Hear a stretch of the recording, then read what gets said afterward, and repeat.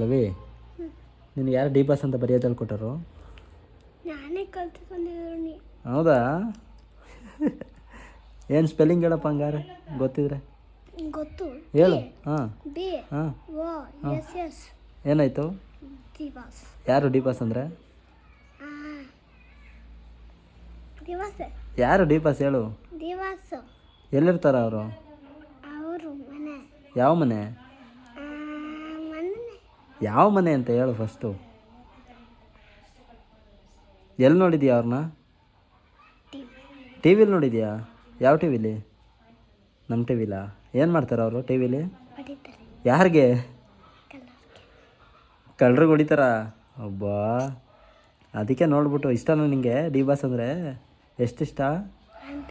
100 ಅಷ್ಟೇನಾ? ಬರೀ 100 ಅಷ್ಟೇನಾ? 100,000. 100,000 ಇಷ್ಟನಾ? ಸರಿ ಕಣಪ್ಪ, ಆಯಿತು. ಸಿಕ್ಕಿದ್ರೆ ಏನು ಮಾಡ್ತೀಯಾ? ಅವರು ಸಿಕ್ಕಿದ್ರೂ ಹೋಯ್ತು. ಎಲ್ಲಿಗೋಯ್ತೀಯಾ? ಅವ್ರ ಹತ್ರಗೆ ಅವ್ರ ಹತ್ರ ಹೋಗ್ಬಿಟ್ಟು ಏನು ಮಾಡ್ತೀಯಾ?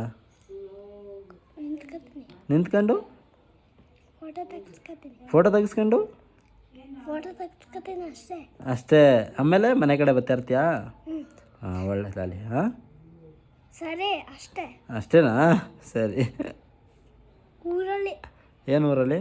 ಊರಲ್ಲಿ ಮಾಡೋದು. ಏನ? ದಿವಸ ಬಂದರೆ ಡಿ ಬಾಸ್ ಬಂದರೆ ಊರಲ್ಲಿ ನಾನು ಹೋಗಿ ನಿಂತ್ಕೊತೀನಿ, ನೀನು ಫೋಟೋ ತೆಗಿ. ಹೌದಾ? ಸರಿ, ಹೇಳ್ತೀನಿ. ಆಯಿತು, ರೆಕಮೆಂಡ್ ಮಾಡೋಣ ಕರ್ಸೋಕ್ಕೆ.